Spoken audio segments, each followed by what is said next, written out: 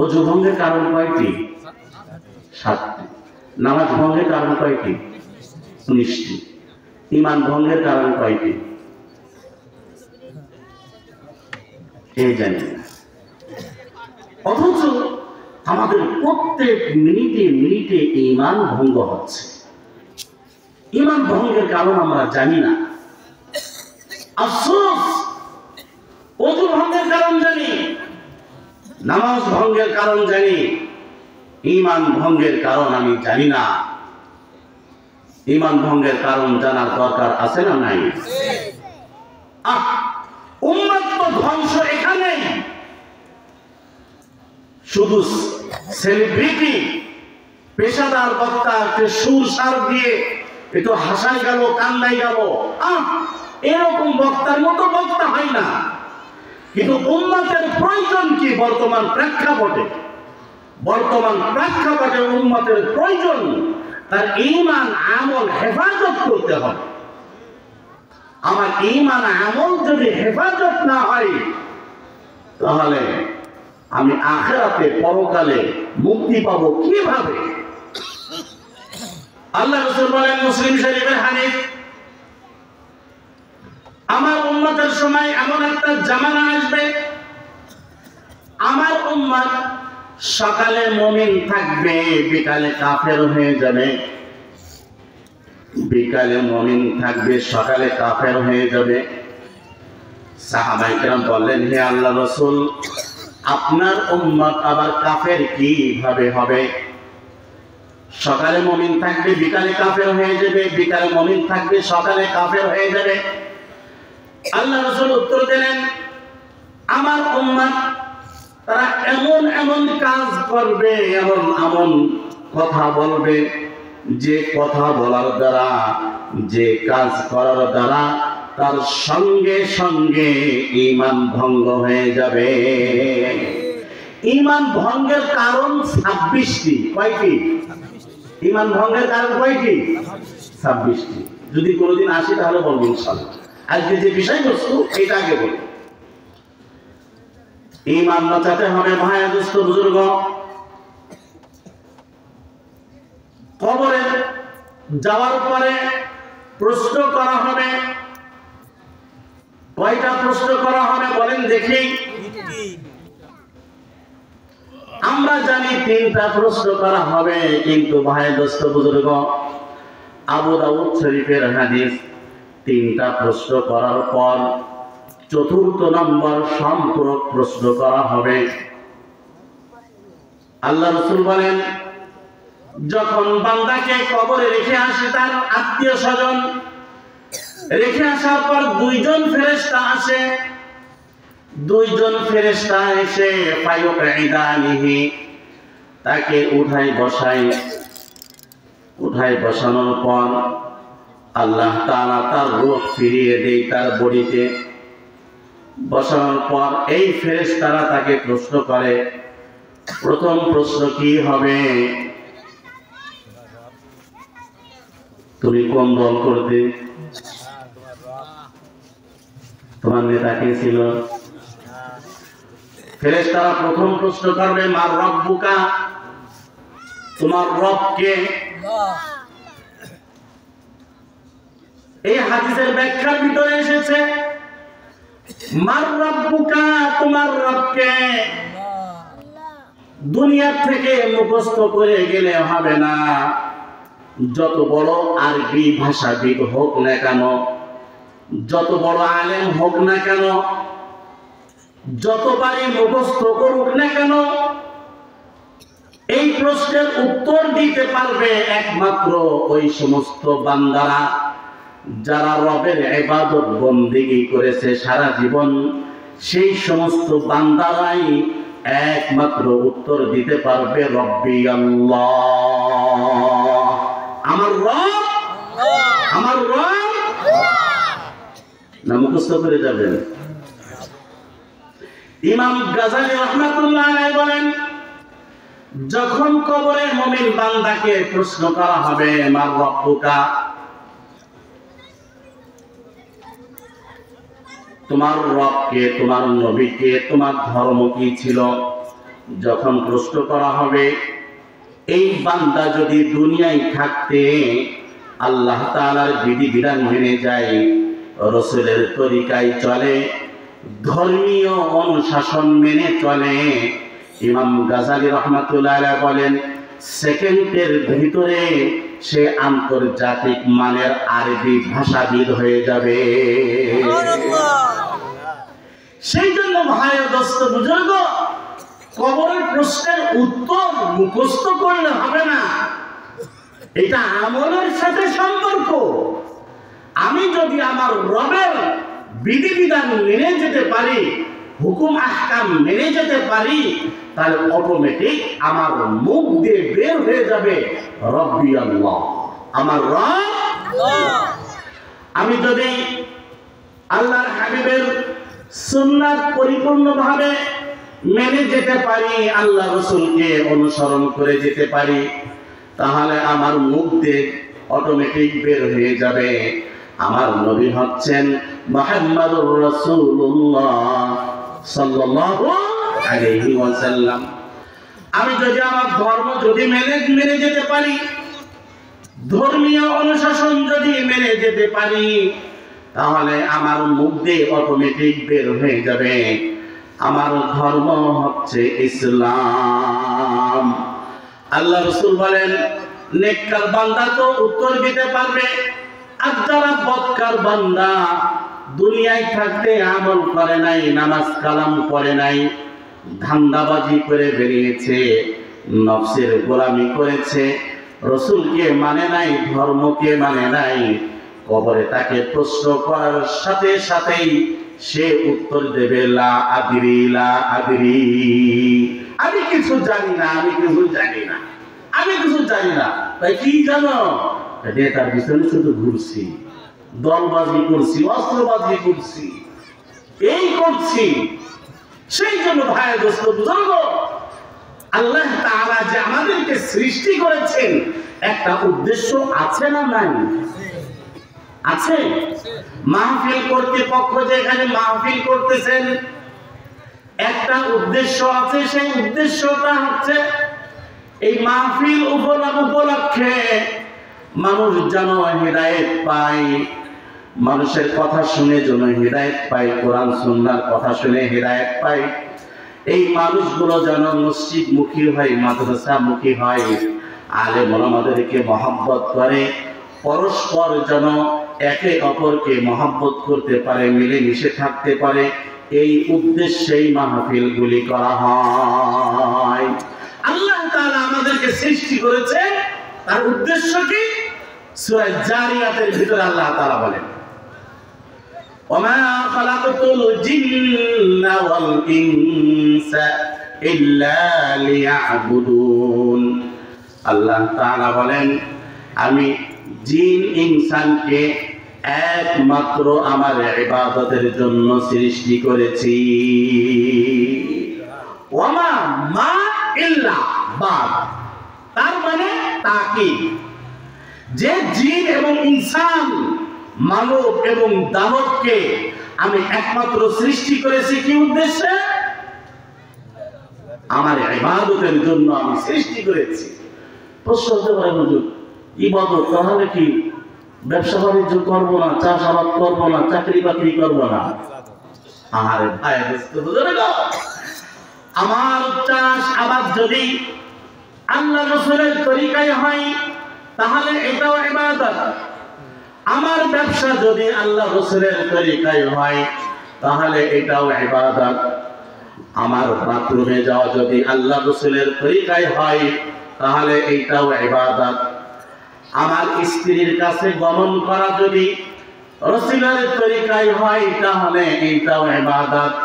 আল্লাহ রাসূল একদিন সাহাবীদের সামনে বললেন, হে আমার সাহাবীরা, তোমরা যে তোমাদের স্ত্রীদের কাছে যাও, তোমাদের চাহিদা পূরণ করো, এইটাও একটা সওয়াবের কাজ। এক সাহাবী দাঁড়ায় গেলেন, কোন কি হুজুর মানুষ, আমি আমার স্ত্রীর কাছে যাব, আমি আমার চাহিদা পূরণ করব, এটা আমার সওয়াবের কাজ হয় কিভাবে? আল্লাহ রাসূল উত্তর দিলেন, সাহাবী আমার, তুমি শুনে রাখো, তুমি যদি তোমার চাহিদাটা অন্য কোন নারীর সাথে পূরণ করতে মিটাতে, তাহলে গুনাহ হতো কি হতো না?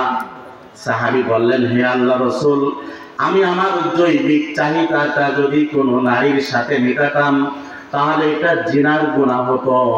আল্লাহর রাসূল বলেন, যে কাজ মানুষকে গুনাহ থেকে ফিরিয়ে রাখে, ওই কাজ করলেই নেকি পাওয়া যায়।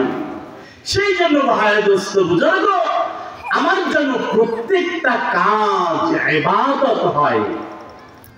আমি হাল চাষবো, ইবাদত। চাকরি করব, যদি চাকরিতে আমি ফাঁকি না দিই, তাহলে এটা ইবাদত। আমি আমার কাজ করব, ব্যবসা বাণিজ্য করব, ভেজাল দেব না, ওজনে কম দেব না, তাহলে এটাও ইবাদত। আমি দুধের ব্যবসা করব, দুধের ভিতরে পানি দেব না, এইটাও ইবাদত। আপনাদের এদিকে কি দুধের ভিতরে পানি দেয়? না না না, এখন দুধের ভিতরে পানি দেয় না, পানির ভিতরে দুধ দেয়। পানির ভিতরে দুধ দেয়।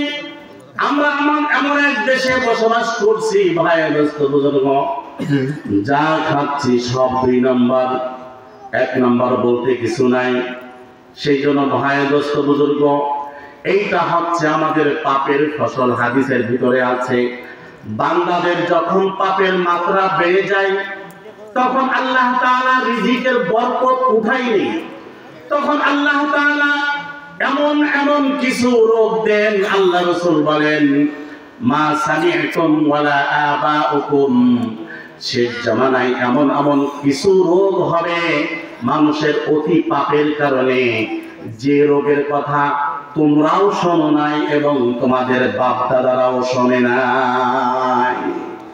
সেই জন্য ভাই দোস্ত বুজুর্গ, আমাদের ঈমান হেফাজত করতে হবে, আমল করতে হবে।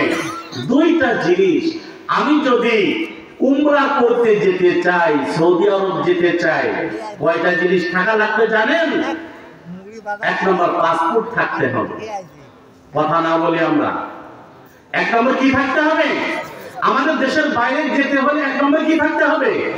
পাসপোর্ট। 2 নম্বর, যে দেশে যাব ওই দেশে কি থাকতে হবে? ভিসা থাকতে হবে। ঠিক তদ্রূপ ভাই দোস্ত বুজুর্গ, আখিরাতে যদি শান্তি পেতে হয়, জান্নাতুল ফিরদাউসের মালিক যদি হতে চাই, পরকালে যদি মুক্তি পেতে চাই, তাহলে আমাদের 1 নম্বর পাসপোর্ট থাকতে হবে, ঈমান। 2 নম্বর ভিসা, আমল থাকতে হবে, নেক আমল থাকতে হবে। এই যে আল্লাহ তাআলা আমাদেরকে সৃষ্টি করেছেন, সৃষ্টি করার পর কতদিন দুনিয়ায় থাকবো বলেন দেখি? কতদিন? কয় বছর বাঁচবেন? কি কয় বছর বাঁচবেন বলতে পারেন? কোনো গ্যারান্টি আছে? কোনো গ্যারান্টি নাই। আমি যে এখান থেকে বয়ান করে যে আমি যে বাসায় ফেরবো, এর কোনো কি নাই? গ্যারান্টি নাই। এখান থেকে বয়ান করে যে আমি স্টেজ থেকে নামবো, এর কোনো কি নাই? গ্যারান্টি নাই। তা আমার মৌতের, হায়াতের গ্যারান্টি নাই। এত লাফালাফি, এত দাপাদাপি কেন? এত অহংকার কেন? এত বাড়াবাড়ি কেন? সেই জন্য আল্লাহ রাসূল বলেন, তোমরা ইন্তেকালের পূর্বেই, মৌতের পূর্বেই তোমরা তোমাদের সামানা জোগাড় করে ফেলো। যদি পরকালে যদি তোমরা মুক্তি পেতে চাও, তাহলে সামানা জোগাড় করো। আল্লাহ রাসূল বলেন, মুসলিম শরীফের হাদিস, ইযা মাতাল ইনসানু ইনকাতা আনহু আমালু, মানুষ যখন মারা যায় তখন তার সমস্ত আমলের দরজা বন্ধ হয়ে যায়। ইল্লা মিন সালাসাতিন, তবে 3টা আমলের দরজা খোলা থাকে। কয়টা আমলের দরজা? মানুষ মারা গেলে কয়টা আমলের দরজা খোলা থাকে? 3টা আমল। এই আমল কিয়ামত পর্যন্ত সে কবরে বসে বসে তার সব পৌঁছাতে থাকবে। আল্লাহ রাসূল বলেন ইযা মাতাল ইনসানু ইনকাতা আনহু আমালু, মানুষ যখন মারা যায় তার আমলের দরজা বন্ধ হয়ে যায়। ইল্লা মিন সালাসাতিন, তবে তিনটা আমল তার রূহের উপর বসতে থাকে কবরে। এক নাম্বার হচ্ছে ইল্লা মিন সাদাকাতিন জারিয়া, কেউ যদি সাদকায়ে জারিয়া করে যায় দুনিয়ায় থাকতে, তাহলে কিয়ামত পর্যন্ত সে কবরে শুয়ে শুয়ে তার রূহের উপর এই সাদকায়ে জারিয়ার সব বসতে থাকবে। সাদকায়ে জারিয়া কি? সাহাবী জিজ্ঞাসা করলেন, হে আল্লাহ রাসূল, সাদকায়ে জারিয়া আবার কি? আল্লাহ রাসূল উত্তর দিলেন, সাদকায়ে জারিয়ার কয়েকটা জিনিস আছে, শুনে রাখো।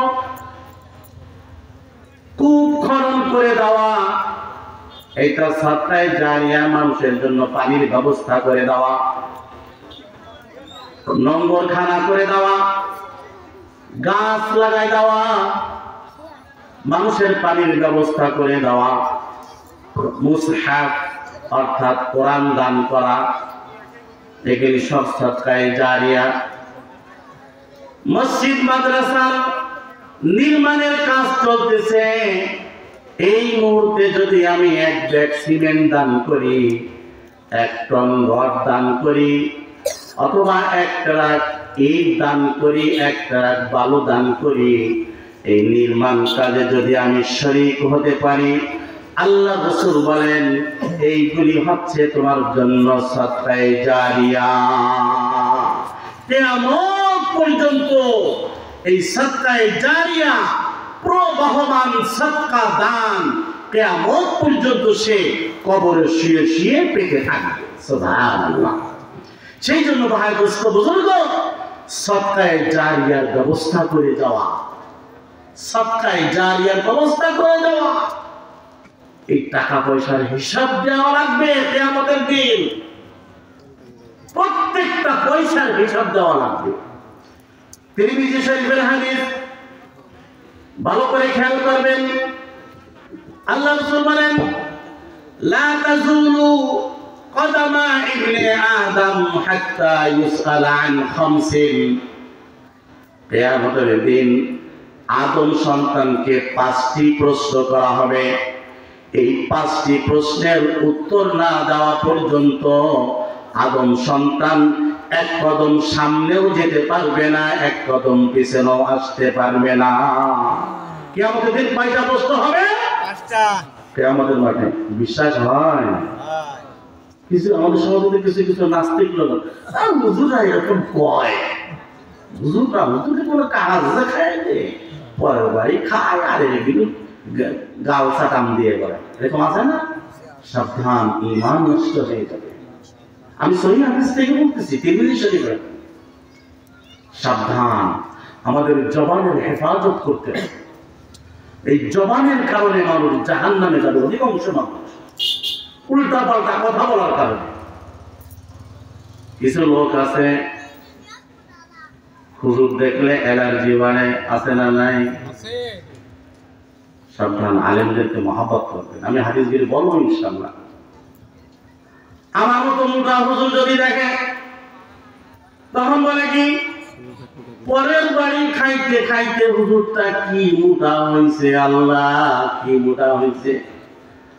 আবার যদি হুজুর যদি একটু চিকন হয়, তখন বলে মাদ্রাসায় পড়ছে তো গরিবের পোলা, কিছু খাইতে পায় নাই তাই চিকন।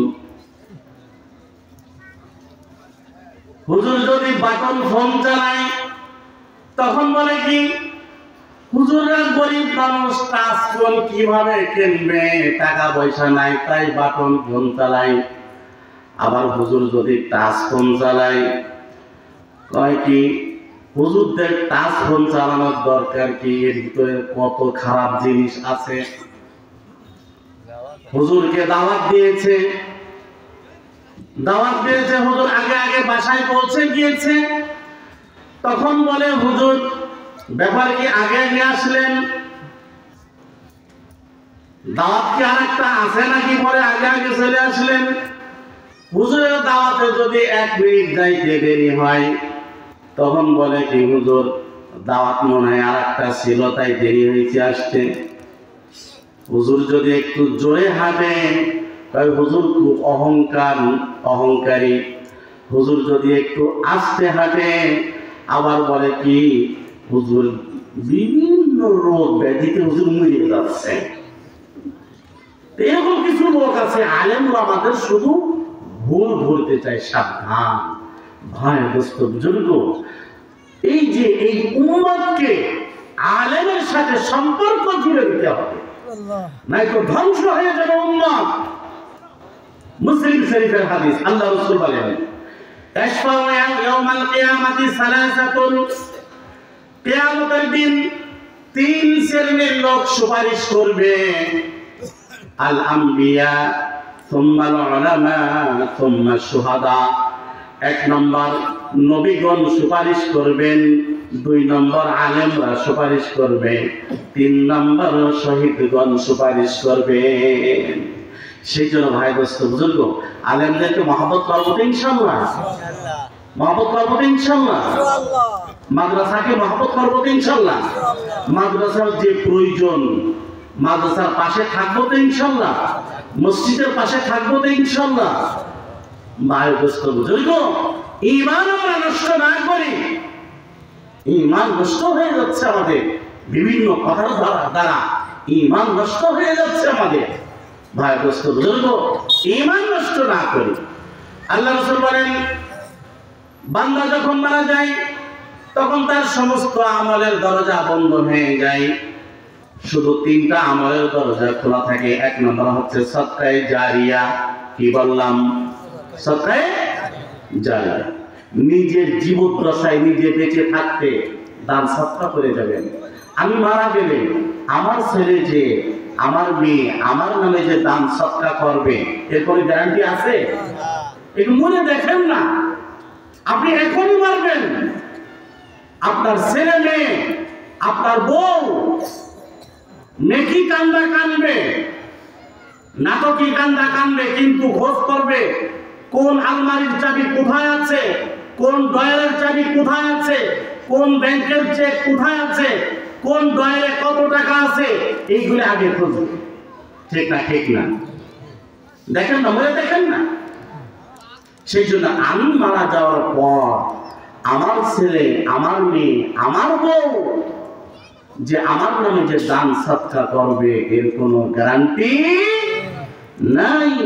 আবু দাউদ শরীফের হাদিস, আল্লাহ রাসূল বলেন যে কোন ব্যক্তি জীবিত থাকাকালীন নিজ হাতে আল্লাহর রাস্তায় 1 টাকা দান করেছে, তার সে মারা যাওয়ার পর 100 টাকা দান করলে যে সওয়াব, সে জীবিত থাকাকালীন নিজ হাতে 1 টাকা দান করলে সেই পরিমাণ সওয়াব হয়। সেই জন্য আল্লাহর রাস্তায় দান সদকা করবো তো ইনশাআল্লাহ। এই যে মাদ্রাসার ছাদ হবে, প্রায় 8 লাখ টাকার প্রয়োজন। তালিবুল ইলমরা পড়বে ক্বালা ক্বালা রাসূলুল্লাহ সাল্লাল্লাহু আলাইহি ওয়াসাল্লাম। ছোট ছোট বাচ্চারা কত সুন্দর মাসআলা শোনালো। 2 রাকাত নামাজে 60টি মাসআলা। আমরা এমন লোক আছি 60, 70, 80, 90 বছর বয়স, কিন্তু গোসলের ফরজ কয়টি জানি না। এমন লোক আছে জীবন এই পর্যন্ত এখনো পবিত্র হই নাই, পবিত্র হতে পারি নাই। আমার গোসল ফরজ হয়েছিল, কিন্তু গোসলের ফরজ আমি আদায় করতে পারি নাই। কেউ যদি গোসলের ফরজ আদায় না করে গোসল করে, গোসল হবে? বড় বড় লেকচার দেয় নেতা, বড় বড় নেতা লেকচার দেয়। একটা ঘটনা শোনেন, ঢাকার ঘটনা, ঢাকা যাত্রাবাড়ির ঘটনা। এক বিশাল বড় ধনী, কোটি কোটি টাকার মালিক, তার কয়েকটা বাড়ি আছে, তার ছেলে মেয়েরা বিদেশে থাকে। এক ছেলে বিদেশে, সে আইনজীবী, তার বাপ মারা গেলে সে দেশে আসছে, জানাজা হয়েছে। জানাজার ভিতরে ছেলে হাও মাও করে কান্নাকাটি করতেছে, হাও মাও করে কান্নাকাটি করতেছে। জানাজার শেষে তাকে সবাই তাকে ধরছে, কি ব্যাপার তুমি হাও মাও করে কান্নাকাটি করলে, তোমার বাপের জানা যায়? তখন সে আফসোসে বলতেছে, আমার আব্বা আমাকে লেখাপড়া করার জন্য লক্ষ লক্ষ কোটি কোটি টাকা আমার পিছনে ব্যয় করেছে, আমাকে বিদেশে লেখাপড়া করিয়েছে আমার আব্বা, কিন্তু আমি আমার আব্বার জানাজায় কোন দোয়া করব, আমার আব্বা আমাকে সেই দোয়াটা শিক্ষা দেয় নাই, সেই জন্য আমি আফসোসে কান্নাকাটি করতেছি। কি মনে করেন? ছেলে মেয়েদেরকে মানুষ করার দরকার আছে না নাই? মানুষ করার দরকার আছে না নাই? আপনার ছেলে, আপনার মেয়ে আপনার কবরের পাশে যে সূরা ইয়াসিন তেলাওয়াত করে তাফসীর ইবনে কাসিরের ভিতরে আসছে, কারণ যদি নেক সন্তান শুক্রবারের দিন তার পিতামাতার কবরের পাশে যে সূরা ইয়াসিন তেলাওয়াত করে, আল্লাহ তাআলা প্রত্যেকটা হরফের বিনিময়ে তার 10টা করে গুনাহ মাফ করে দেয় এবং 10টা করে নেকি রেখে দেয়। সুবহানাল্লাহ। এরকম সন্তান জন্ম দেওয়ার দরকার আছে না নাই? এমন সন্তান জন্ম দিলাম, ও মা, পশ্চিম দিকে হুজুর কেউ পড়ে না, পশ্চিম দিকে হুজুর কে পড়বে, কেউ পূব দিকে পড়বে, পশ্চিম দিকে পড়ে না। এরকম সন্তান আছে না নাই? বেনামাজি, পাক্কা বেনামাজি। আমার ঘরে যদি আমার ছেলে, আমার মেয়ে, আমার স্ত্রী যদি বেনামাজি হয়ে থাকে, তাহলে মনে করবেন আমার ছেলে বেনামাজি, তার মানে আমি একটা জাহান্নামের ভিতরে আছি। আমার মেয়ে বেনামাজি, আমি একটা জাহান্নামের ভিতরে আছি। আমার স্ত্রী বেনামাজি, আমি একটা জাহান্নামের ভিতরে আছি। সেই জন্য নেককার সন্তান পয়দা দিতে হবে। আল্লাহ রাসূল বলেন,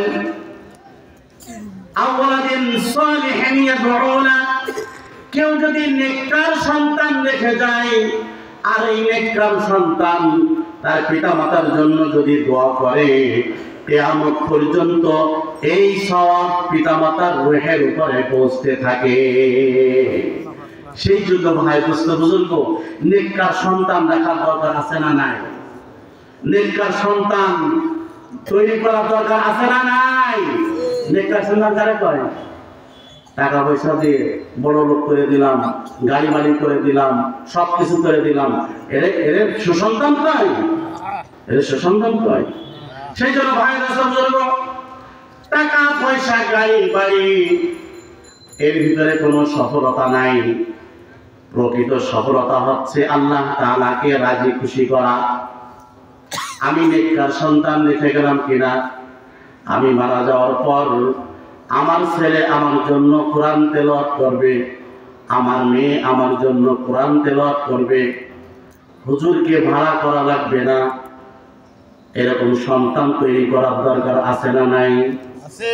আল্লাহ রাসূল বলেন, মান ক্বারা হারফান মিন কিতাবিল্লাহি ফালাহু বিহি হাসানাহ ওয়াল হাসানাতু বিআশরি আমসালিহা। আল্লাহ রাসূল বলেন, কেউ যদি কোরআনুল কারীমের একটা হরফ পড়ে, একটা অক্ষর পড়ে, আল্লাহ তাআলা একটা অক্ষর পড়ার বিনিময়ে তাকে কমপক্ষে 10টা নেকি দান করবেন। সুবহানাল্লাহ বলবেন না? আপনারা এত কি একটু সুবহানাল্লাহ করেন না? সুবহানাল্লাহ বলে লাভ না ক্ষতি? কিরকম লাভ বলেন দেখি। আল্লাহ রাসূল বলেন, হে আমার উম্মতেরা, তোমাদের যে পরকাল, যে আখিরাত, জান্নাত এটা চিটিয়াল ময়দান, ফাঁকা ময়দান। এই এখানে তোমরা গাছ গাছালি লাগাও, বেশি করে গাছ গাছালি লাগাও, তোমরা এইগুলি চাষ করো। সাহাবায়ে কেরাম প্রশ্ন করলেন, হে আল্লাহ রাসূল, কি দিয়ে করতে হবে? বেশি বেশি সুবহানাল্লাহ বলো, বেশি বেশি সুবহানাল্লাহ বলো। তাই সুবহানাল্লাহ বললে কি লাভ? 2 রকমের হাদিস আছে। আল্লাহ রাসূল বলেন, কেউ যদি একবার সুবহানাল্লাহ বলে অন্তর থেকে, আল্লাহ তাআলা জান্নাতের ভিতরে তার জন্য এত সুবিশাল একটা গাছ লাগিয়ে দেবেন, যেই গাছের ছায়া দ্রুতগামী ঘোড়া দৌড়ায় পার হতে 100 বছর লাগবে। পুরো হাদিসে 500 বছরের কথা আছে। সেই জন্য ভাই দোস্ত বুঝুন, আমল বেশি বেশি আমল করতে হবে। নেক সন্তান রেখে যান। আপনি কোরআন পড়তে পারেন নাই, আপনার ছেলেকে কোরআন পড়নেওয়ালা বানান। আপনার ছেলেকে পারেন নাই, আপনার নাতি পুতিকে কোরআন পড়নেওয়ালা বানান। ঠকবেন না, জিতবেন, অবশ্যই অবশ্যই জিতবেন যদি আপনার ফ্যামিলিতে একজন হাফেজে কোরআন যদি রেখে যেতে পারেন। আল্লাহ রাসূল বলেন, মান ক্বারাআল কুরআনা ফাস্তাযহারাহু ফাহাল্লা হালালাহু ওয়া হাররামা হারামাহু আদখালাহুল্লাহুল জান্নাহ।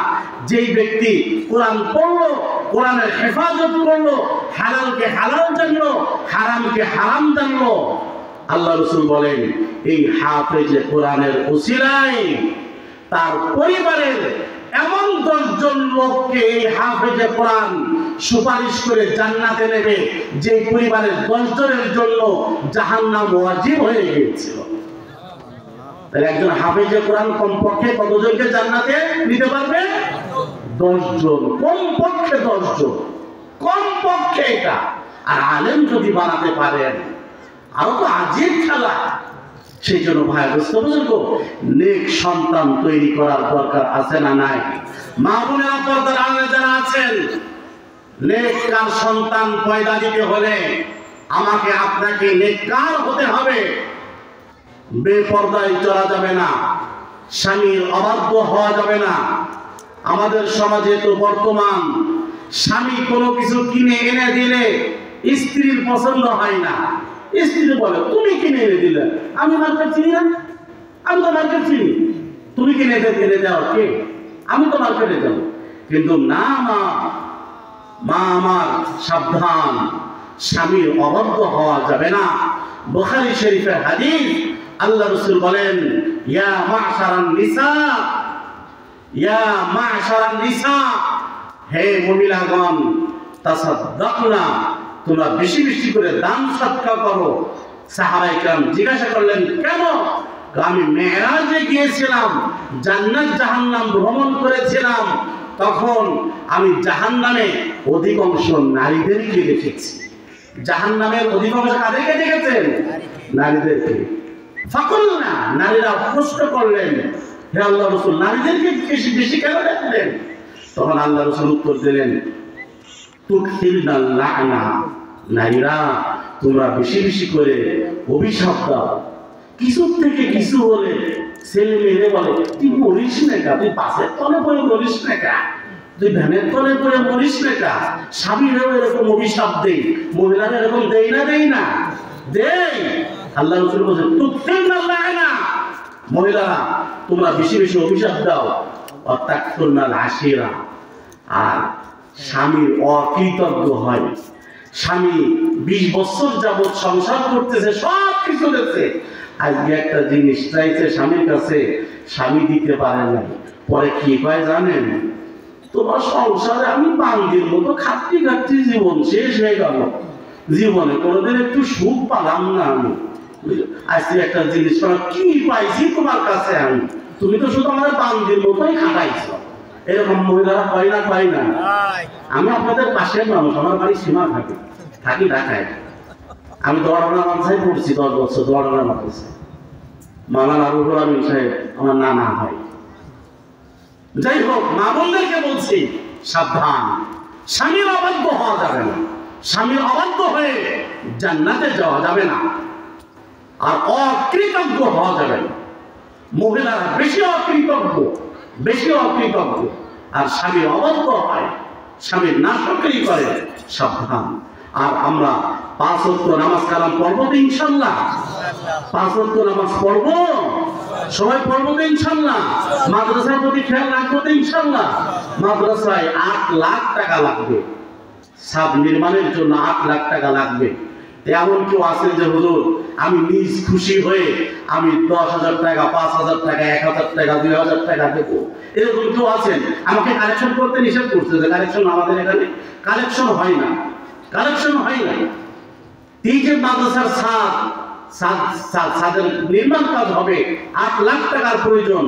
এরকম যদি কেউ থাকেন তাহলে খুশি মনে নাম লেখায় দেন মাদ্রাসার জন্য। কিয়ামতের দিন এই মাদ্রাসার ছাত্ররা, এই মাদ্রাসার উস্তাদরা কি করবেন জানেন?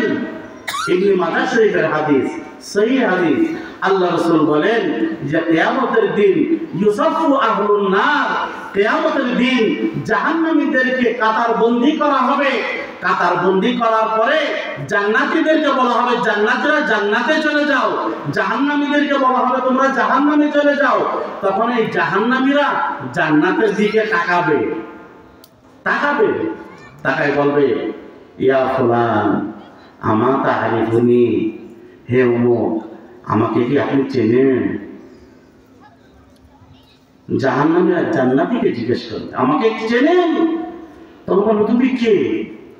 তখন বলবে জাহান্নামী বলবে আনাল্লাযী ওয়াহাবতু লাকা ওয়াদুআন, হুজুর আমি তো ওই ব্যক্তি আব্দুল করিম, আপনি মাদ্রাসার জন্য মসজিদের জন্য ওই যে বলছিলেন একটা পানির ব্যবস্থা করতে, চাউল ডাউলের ব্যবস্থা করতে, আমি আনাল্লাযী ওয়াহাবতু লাকা ওয়াদুআন, আমি ওজুর পানির ব্যবস্থা করে দিয়েছিলাম আপনার জন্য।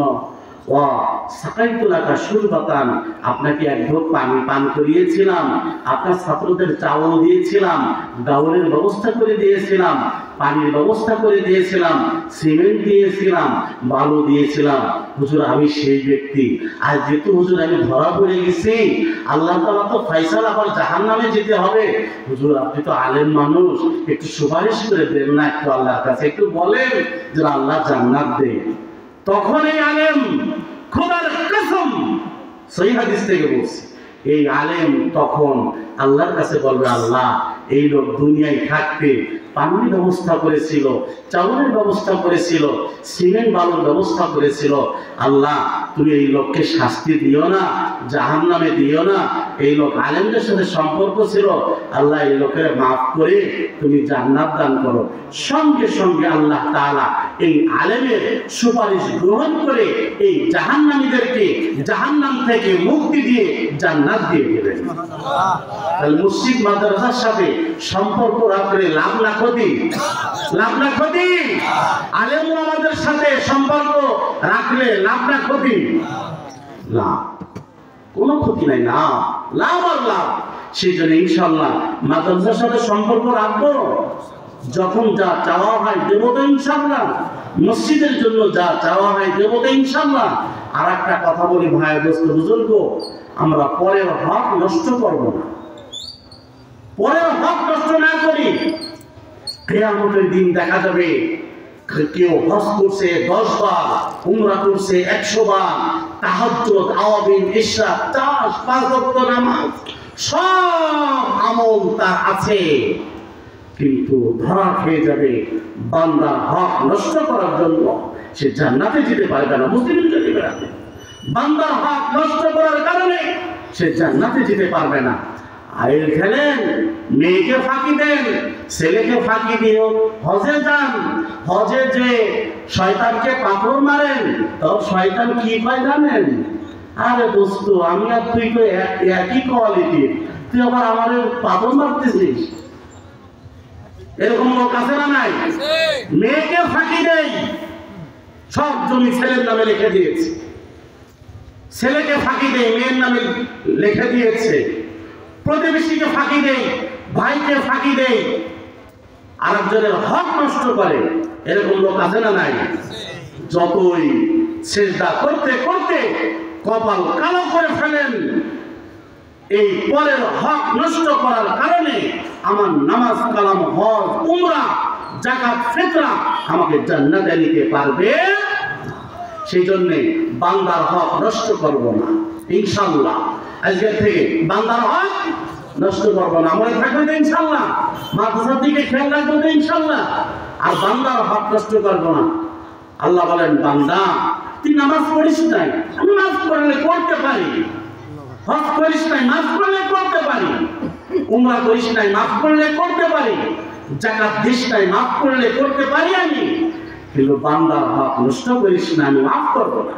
যতক্ষণ পর্যন্ত বান্দা মাফ না করবে সেই জন্য ভাই দোস্ত বুজুর্গ, আল্লাহ রাসূল বলেন আতাদরুনা মানিল মুফলিস মিন উম্মতি ইয়াউমাল কিয়ামা, হে আমার সাহাবীরা তোমরা কি জানো কিয়ামতের দিন আমার উম্মতের ভিতরে সবথেকে গরীব কে হবে জানো? কে সবথেকে গরীব হবে?